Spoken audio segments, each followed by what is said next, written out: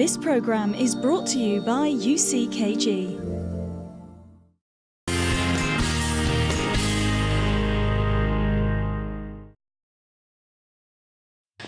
Welcome back, and on today's show, A Comfortable Diet, we've been looking at the damages that comfort eating can do.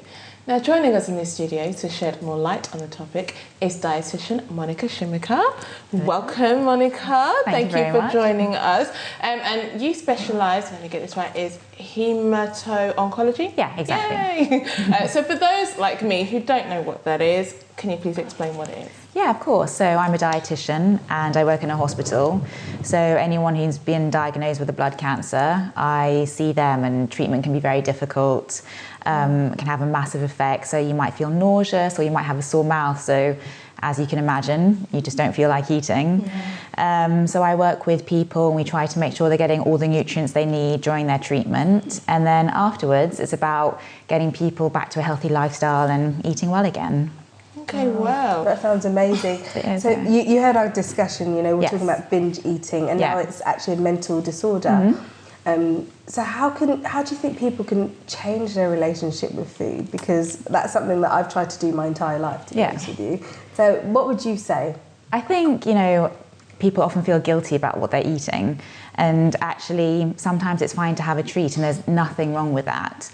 I think people are in such a rush these days and running around, they're scoffing food, you don't even think about what you're eating. So taking that time to sit down, really enjoy what you're having, even if it's a piece of cake or your crisps, and just savouring it and thinking, okay, this is what I'm having, enjoying it, so people aren't just quickly eating it, and then before you know it, it's finished, you haven't even realised you've eaten it, and you're reaching for that next slice of cake. So yeah, I would definitely suggest thinking about things like that. But for some people, I think you touched on earlier, it's not something that they can control, and so I think when that does happen, people do need to, you know, sort of seek help from local services or eating disorder services, because some people do need help, and like you said, it's an emotional thing, something else is going on that needs to be addressed, and so it's always worth looking into that a bit more.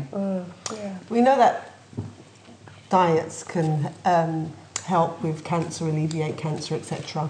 But what kind of sugary foods, because, you know, fruits, etc., they're so sugary, aren't they? But so what kind of sugary foods would you suggest that we would eliminate from our diets? So there are different types of sugar in our food, and so there's something called free sugars. I don't know if you've heard of that. No. So things that, you know, things like biscuits and cakes, those contain, as you can imagine, sugars that we don't want to be having. Also in honeys and syrups, so those are all free sugars.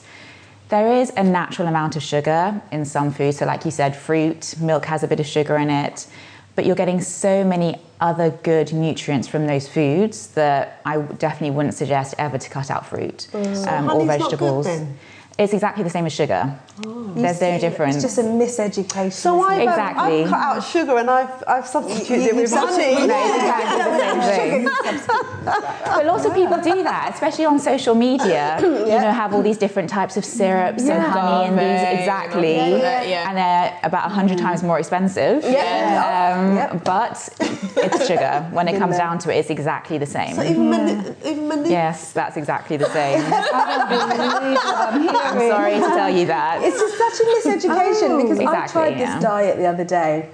I think it was a few months ago, and it was so expensive to keep up, and it was so boring, but I was trying to cut out sugar, but it was bringing in a lot of this expensive stuff, and to be honest, it just broke my bank. It didn't. Yeah, that's exactly. So it's so difficult to some of these diets that are out there. You have to go out and buy all these foods, half of them you haven't heard of. They're expensive, and then it takes you hours to put it together, and then you sit it down, and did it taste nice? It was awful. Yeah, exactly. I made just a side note, I made a little chocolate cake in the microwave with like I think it was almond sugar, I can't remember what it was called. Anyway, I bought all this stuff from the specialist shop, and you put it in the microwave, and it's a 5-minute cake, and it tasted awful. Yeah. Only my niece ate it and said it was lovely, and she's 2. She'll learn. Yeah, she'll learn, exactly. Isn't this like part of the problem though, that a lot of people are now switching to social media nutritionists and dietitians, and people keep thinking that, oh, okay, so yeah, I'm buying Manuka honey, I'm buying agave, so surely I must be doing something right, and then they pile all that in, and isn't that then helping us to still be more unhealthy as a nation, even though people are thinking that we're doing the right thing. Exactly that. I think social media is great for some things, but I think for diet, it's a real problem. There are so many people out there who've said, I've cured this, I cured that, all I did was this, and giving out this advice. And actually, are they qualified to give out that advice? And I think I always encourage people to question where these people have come from, what advice they're giving, and what they're basing it on.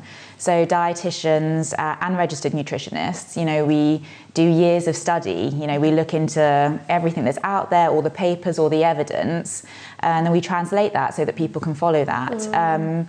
But someone can do a course online in a couple of weeks. Yeah. And then suddenly that makes them qualified to be giving out this advice. So it's always worth asking where it's coming from. And also, are they trying to sell something? Yeah.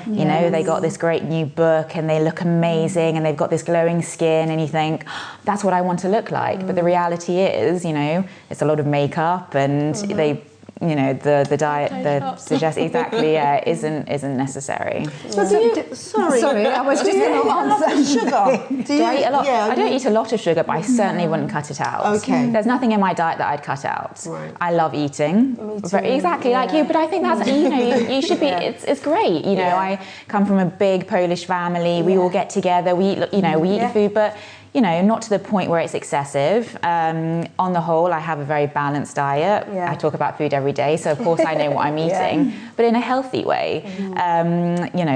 I love chocolate biscuits, ice cream, but I'm not eating loads of it every day. I do loads of exercise. Yeah. I have plenty of fruit and veg. I eat fish and whole grains, so it's looking at your diet as a whole and then thinking about it. Exactly. Yeah. I was going to ask you, has it changed, your diet really over the years, being a dietitian? Yeah. Or whether you've always had, you've always been eating healthy. Is that something that you've... I think my mum was a very good cook and, she always cooked healthy, wholesome food. So yes, growing up, I wasn't thinking about it. I wasn't the one preparing the food. And then, yes, becoming a dietitian, you do learn about everything that you're eating and what's good for you and what's not so good for you.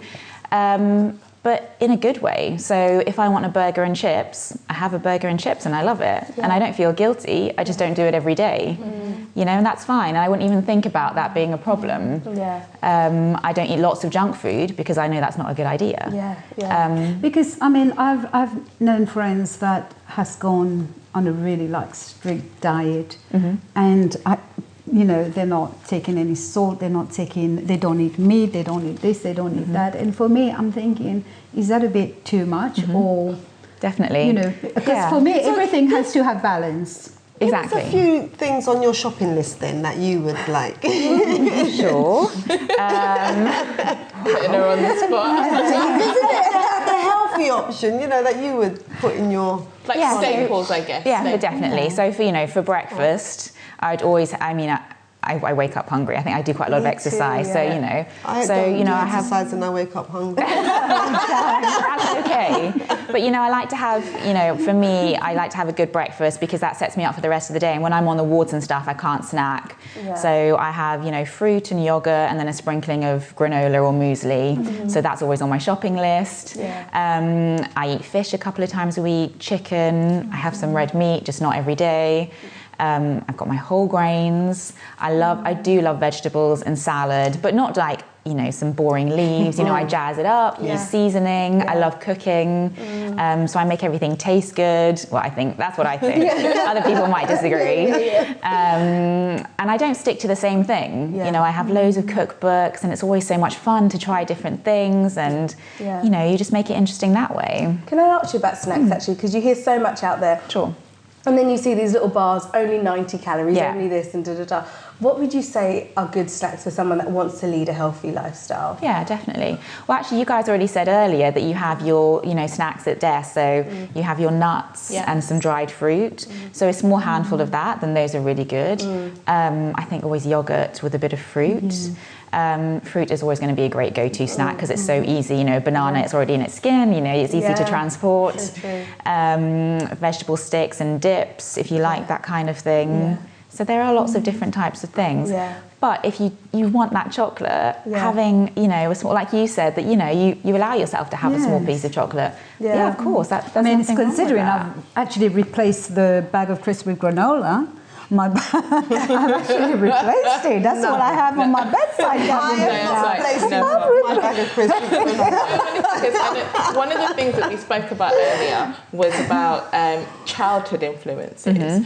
And obviously a lot of kids, teens, young adults these days, they're getting their influences from being at school, being around their peers and things like that. What kind of thing do you think that we could introduce in schools to help set some children up for these good habits? Because if their parents have only ever known chicken nuggets, chips and beans, that's kind of what keeps happening. We see that then pass on to the next generation, then it's chicken shop after school. What kind of things do you think we could introduce at a school level to kind of help train young minds, as it were?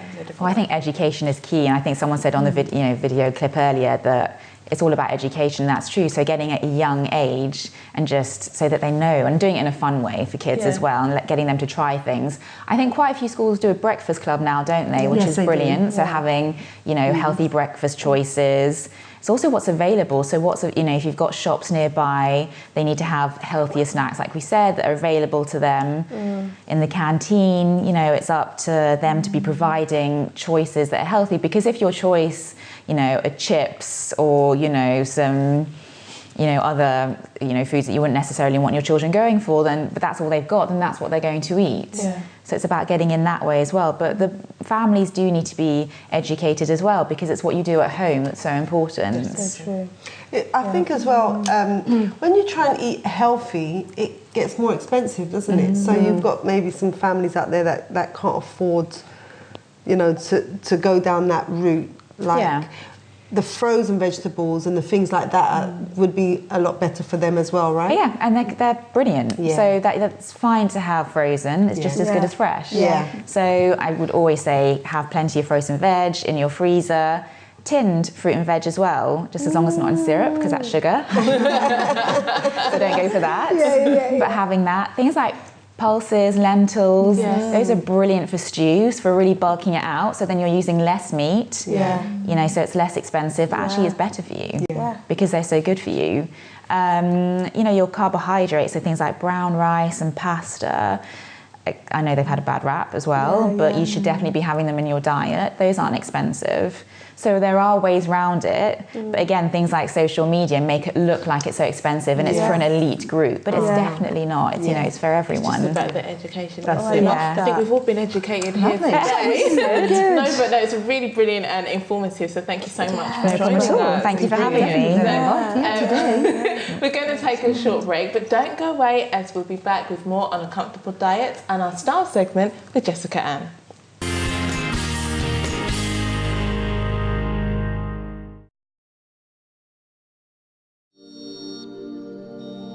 This programme is brought to you by UCKG.